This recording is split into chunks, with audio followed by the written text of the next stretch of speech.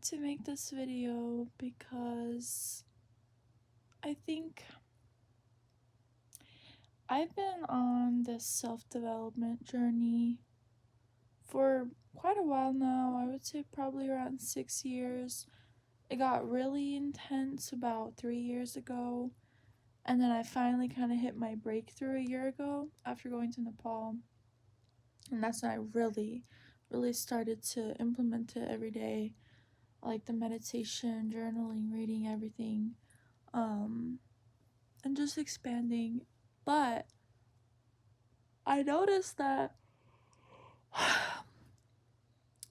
there are still parts of me that I guess haven't battled or gone past the attachment to depression / anxiety. And I think it's important that people kind of talk about the reality, because here's the thing: if you go too far into like kind of wrapping your whole identity around spirituality and self-improvement, that also in a form can be attachment, and it can send you into a dangerous path of possibly spiritual psychosis if you're not aware enough of your thoughts and you're not open to the idea that even what you believe to be true could still be false. And I have had moments where I just kind of have to take a step back and consider the fact that I'm someone who doesn't attach myself to like a certain ideology necessarily. Now, morals, yes, I have certain morals that I will always abide by, which is treat others how you want to be treated. And I very much believe in karma.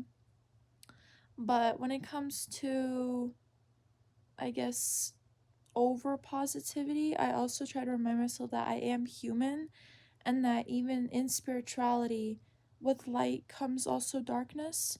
And even if you've expanded very far and you're able to get to the point where you are very detached and you no longer kind of associate with your emotions, it's important to understand that in times where you do feel yourself sinking because of a possible mental illness that you've already been struggling with, to not like try to in a way deny that and neglect it by trying to be overly positive and trying to like intellectualize your feelings and be like, oh no, like that's not me depressed, that's just me being attached to depression. And I know I said that in the beginning of the video, but it's more that in a way depression is just you ruminating in negative thoughts and in the past, and the past doesn't exist and thoughts don't exist, so technically those are attachments. However, it's a very real thing you experience, and you can't just, when you are in a depressive episode, you can't just be like, oh well, this isn't real, so it's not affecting me, because in a way you're neglecting it. Like, you are suppressing it by trying to say that it's not real. You still have to acknowledge it. You still have to accept that it is happening. And so I wanted to make this video kind of speaking on that, coming from a person who was diagnosed with depression and anxiety, how despite how far I have gotten into my spiritual journey, I still have moments of depressive episodes and panic attacks and things like that, and doubts and insecurities and everything. And I'm just here to say that it's okay. You're not broken. I'm not broken. It doesn't mean that we are so behind and that we'll never reach a certain. The thing is, we're literally in the process. That's already immaculate. the fact that we are even in the process of our spiritual journey, the fact that we're able to pick up on things, that we are open minded to learning, to expanding, that we are doing everything in our power to try to ground ourselves and balance our mind, body, and soul, and also understand that being human, unfortunately, if a lot of bad things have happened to you growing up, that doesn't just take a few weeks, months, or even years to heal.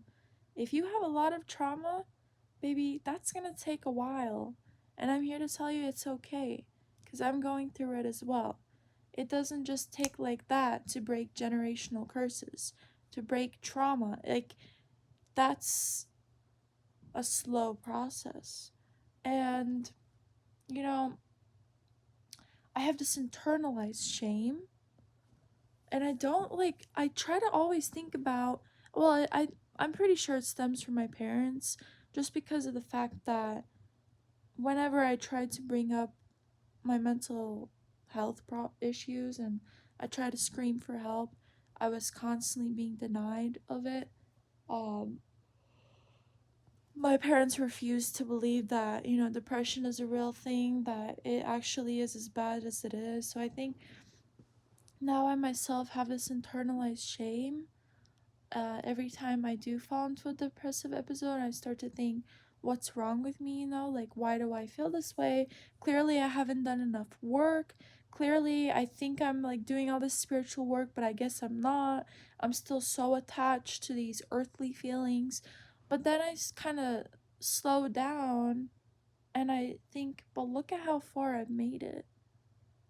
Like, comparing myself to a year ago, I was ready to go any day. I was literally ready to go any day.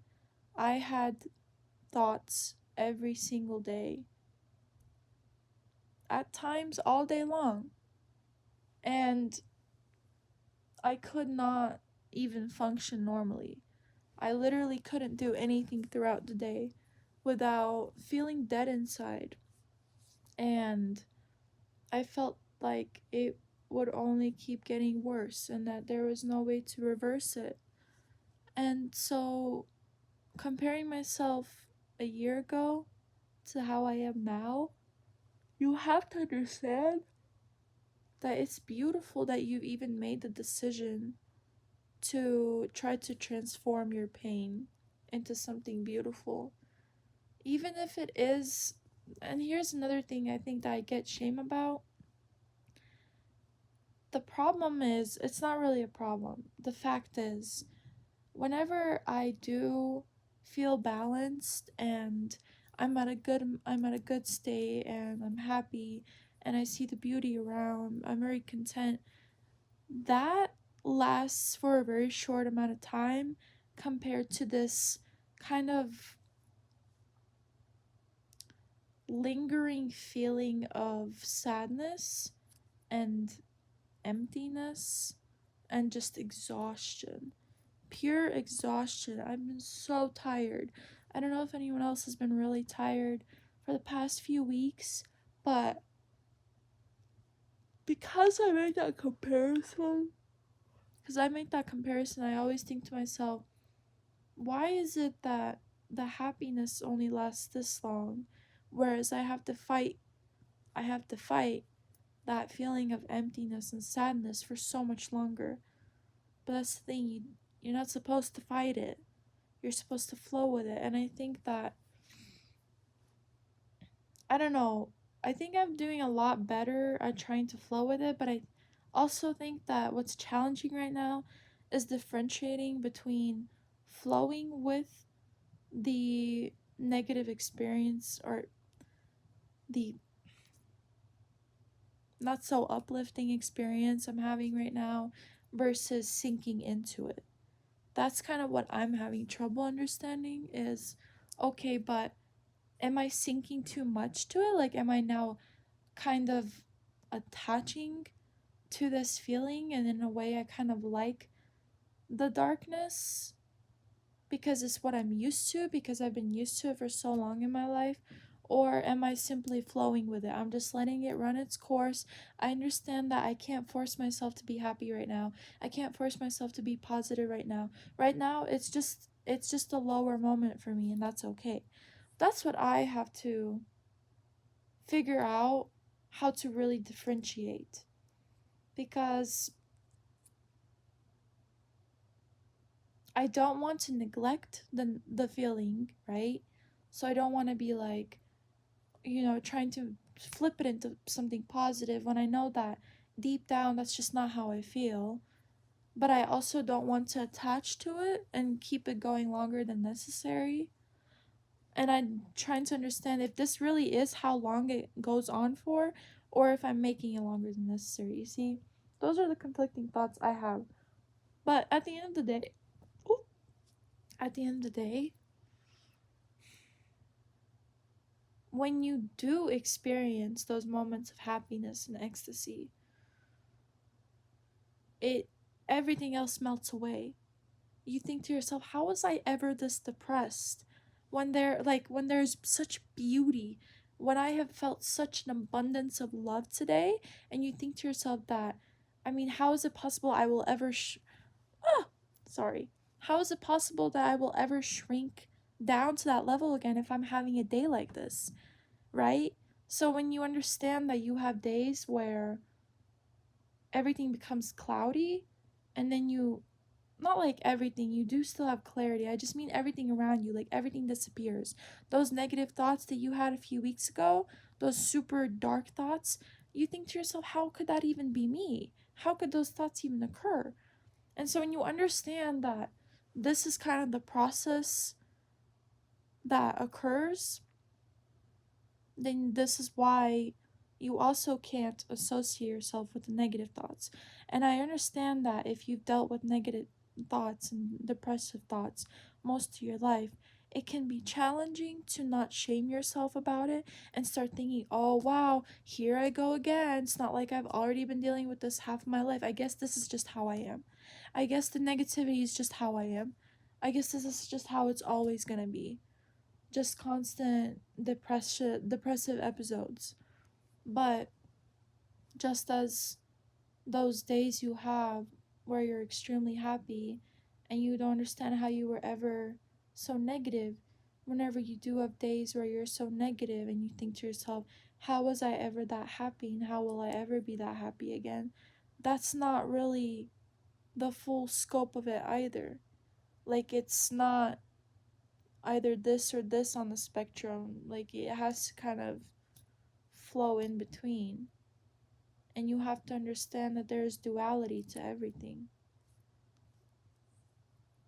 And that's why you can't really define yourself by either the negative thoughts or the positive thoughts. It just kind of comes and goes, as everything does in life. And so it's okay. It's okay to have moments where you're feeling a lot more down. And I understand that it can be challenging when you seem to experience more negativity than positivity, but you also have to remind yourself that it takes a long time to rewire your brain and to come to a point where you're not comfortable in that negativity anymore. Because when you're not comfortable in the negativity, then naturally it's not going to happen as often. But when you've become so accustomed to it, of course, you will, due to that comfort, continue to experience negative periods compared to positive ones. And then you start thinking, oh, this is just how I've always been, this is how I'll always be, but that's not true. It's just that you still haven't fully detached or let go of the comfort that the negativity brings. You may think you have. You may think in your head, what do you mean? Like, why would I choose negativity? Of course, I love being positive. Of course, I love seeing the beauty in things. Of course, I love feeling positive and seeing everything positively. Why would I want the negativity? It destroys me. But it doesn't, your mind doesn't see it like that. Your mind doesn't see, oh, this is destroying me, this is good for me. It just kind of sees comfort, whatever has happened the most, whatever reoccurring thoughts you've had the most, that's what it's going to keep seeking. It doesn't care if it's negative or positive. But as long as those thoughts have occurred the most, that's what it's going to keep picking. So if you've had the most negative thoughts in your life, then it's going to keep trying to seek that. And it's up to you and your willpower to try to rewire your brain and train it to instead seek the positivity. The more you associate yourself with the positivity and you continue to kind of not let the negativity consume you, the more it's going to start picking the positivity. That's just the natural course of it. It attaches itself to anything. It doesn't really care what it is, but whatever it is the most of. Just like in relationships, it doesn't care if that relationship is destroying you. It doesn't care if it's narcissistic. A part of you knows that it is, but it's an addiction. It just craves what's familiar. So if your thoughts have always been familiar with negativity, that's what's going to keep happening. Anyways, back to the OG point here. The point is, just don't be so hard on yourself. I know that it seems like you're always fighting with your mind and that this is something that may permanently stay with you for life, this mental illness, whatever it may be, depression, anxiety, BPD, but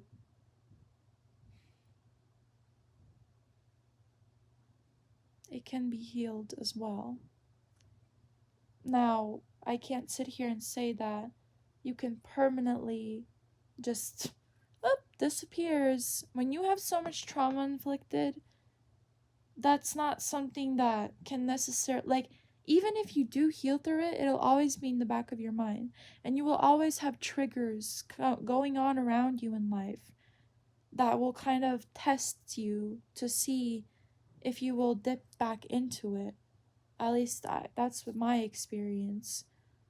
But you just have to become stronger. You know that quote, that verse by Janae, where she's like, life only gets harder, but you gotta get stronger. That's exactly what it is. You'll keep having triggers happening. No matter how far along you are in your journey, if you've already dealt with such darkness, it'll be in the back of your mind because, again, everything is dual. You can't have darkness without light, you can't have light without darkness. There's always an opposite to everything. So even if you're at your most highest self, there is that really low part of you that can still be brought back if you allow it to. But it's up to you to get stronger and to learn better methods of not, again, neglecting it per se, but understanding intuitively that that doesn't define you and that really learning how to flow with it, just accepting it for what it is, but not attaching yourself to it, not letting it sink you down. You can't be up here if you're feeling down here, but if you're feeling down here, you also don't have to let it go down here. Just stay here, stay right in between, and you'll be okay. That's kind of all I have to share right now. I'm sure I'll make more videos regarding this topic, but for now, that's kind of what I wanted to express coming from someone who also deals with constant ups and downs and who sometimes is a little too hard on myself for it. But we'll be okay. We've already survived all the way up to here, and we're already this much further than we were a year, 2, 3 years ago. So we have to give ourselves benefit, okay? Benefit of the doubt, I guess, is the better saying, and love ourselves through it all. Stop shaming ourselves for this, because that's not going to lead us to anything. We can't shame ourselves into a happier version, into a more content version.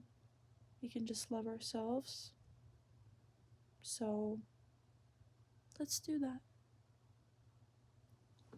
I love you. I hope this helped.